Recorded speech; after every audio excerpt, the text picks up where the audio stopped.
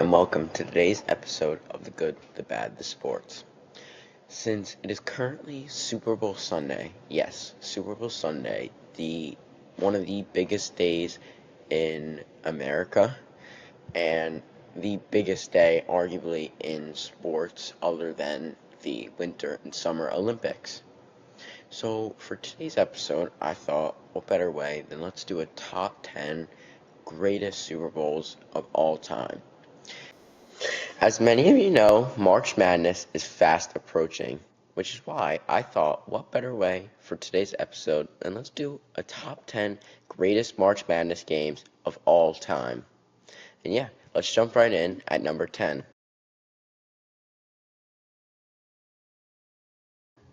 For number 10, I have the 2006 Elite Eight game. Now, in the Elite Eight, there are 8 teams, but the game that stood out that year was between UConn and George Mason. Now, UConn is a dominating team this year, and in 2006, they were the top-seeded team in the entire bracket. And they took on the number 11, so a big underdog, George Mason. In this game, UConn lost to the 11-seeded Cinderella George Mason 86-84. Even crazier, this game went into overtime, but it's known as one of the biggest upsets in March Madness history and just shows in March Madness anybody can really win. No good! By George, the dream is alive!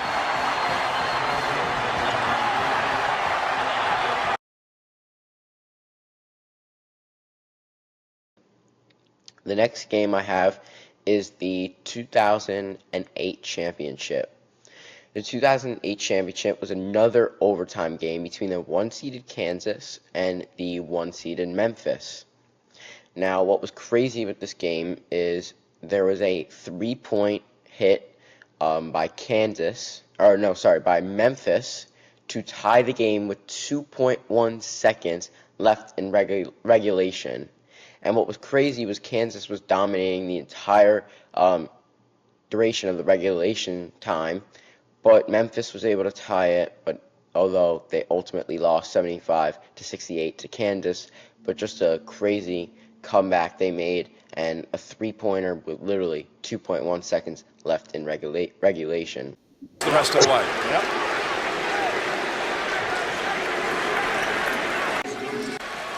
Back, but he came.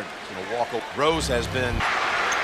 Fowler looks like We're 3-4 seconds. Regulation. Collins. Memphis in a That one. Rattle game. And almost. How many different Guys, their biggest lead of the night. Memphis. Desperation time. They were so close to seeing the dream become a reality. Rose with the 3. No. Rebound. Arthur. Kansas can taste it. They come back from 9 down in regulation. A Kansas comeback for the history books. Rock Chalk Championship. Kansas takes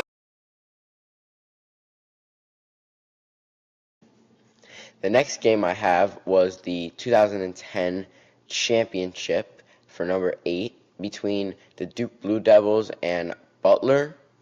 This was between the 1-seeded Duke and 5-seeded Butler. So Duke is definitely the favorite in this game, and they did pull out on top 61-59. But what was crazy was Duke hit a half-court shot, buzzer beater, to win the game. And it was literally a half-court shot, one of the hardest shots to make, and it just was an insane shot. And you'll see a clip of what it looks like in a little bit. Hayward. That's the way he snatched the rebound, got past Zubac. Got a screen from Howard. Screen. This look from our angle, dead on. Hard to believe it was that close from midcourt.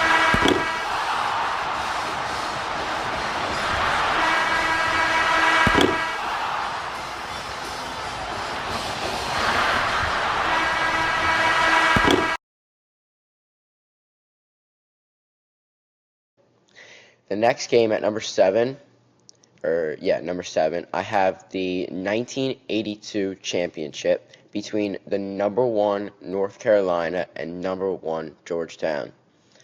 This game was nuts. It was a 63-62 scoring game with North Carolina pulling out on top.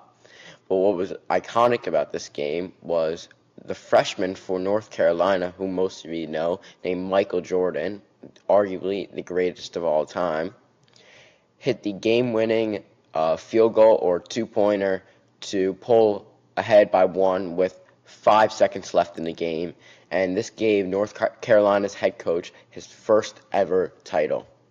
But yeah, just crazy how Michael Jordan, who we all know, was a freshman, and he was still making clutch plays even as a freshman in college. Now there's where they could have used the timeout. And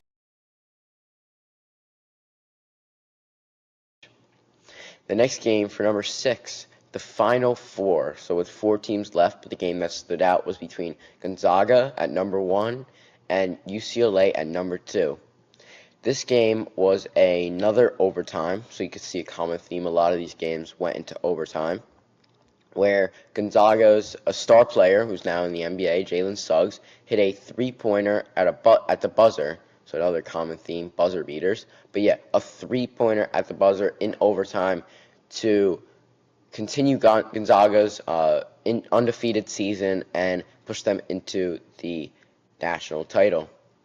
The score was 93-90, so Suggs they were tied, and then Suggs at the buzzer hit the three-pointer to pull ahead and win the game. Gonzaga has time to do something. Suggs for the win. Oh, yes! Oh, yes! Unbelievable! Unbelievable! The perfect season remains on go. Next, at number 5, we have the 1979 championship. Now, what was really special about this game was it between two NBA legends and Hall of Famers, Magic Johnson and Larry Bird. And the reason this game is crazy because obviously it was 2-1 seeds, even though it was a blowout. Michigan State won by 12 points, which isn't a blowout, but still a big lead for a 1979 championship game. But this really just kicked off the March Madness, and it just was like a catalyst for all the years after, and just an exciting event. And this is what made it exciting, because you saw two NBA stars go head-to-head with each other in college. It's all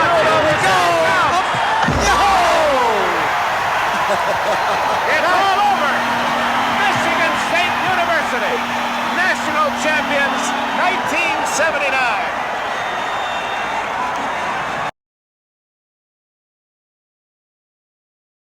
Next, at number 4, we have the 2016 championship between #2 Villanova and #1 North Carolina.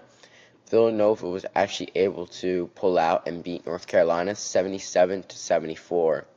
And another thing was a buzzer beater 3-point to win the game, and this was literally seconds before the clock expired. So just another crazy buzzer beater.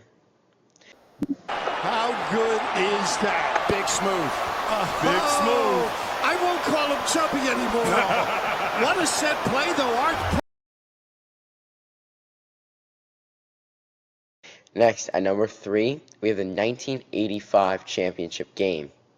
Now, this was insane because this was, again, Villanova, the 8-seeded Villanova this time. So they went from the 2-seeded Villanova to 8-seed versus the #1 seeded Georgetown.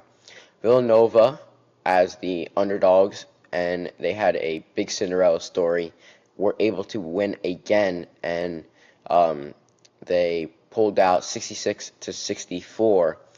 And what's crazy about this was they shot almost 80% the entire game, which is just absolutely absurd. And if you shoot 80%, you deserve to win a game. But yeah, another win for Villanova.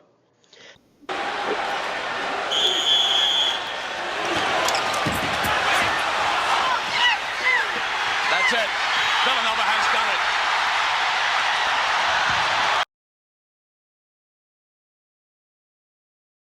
Next, at number 2, we have the 1992 Elite Eight game. This was between the number 1 Duke Blue Devils and number 2 seeded Kentucky. This was another overtime game and another buzzer beater in one. So what was crazy about this was it's also considered one of the greatest games because it was a really, really high scoring game for college, 104 to 103, one of the high scoring games ever. And there was a buzzer beater jumper for 2 points that pulled the Duke Blue Devils ahead by 1 point. Just a crazy game, and 104 to 103 is just absolutely insane for a college game, even though it's in overtime. Woods. Yes! Man.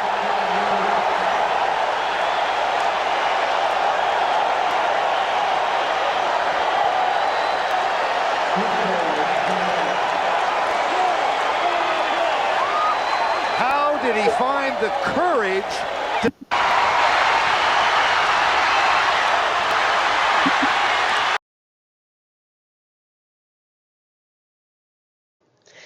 Next, at number 1, we have the 1983 championship between the number 6 seeded North Carolina State and the number 1 seeded Houston. And the score of this game was 54 to 52 in favor of NC State. So a big upset, and it's considered one of, if not the greatest upsets in championship games in March Madness.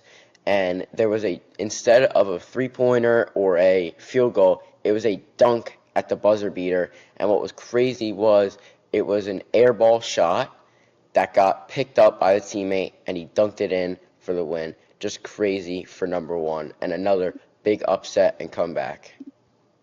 On the front line for North Carolina State. Wittenberg, this is from 30 feet out. Watch Charles. And with 2 seconds, the kid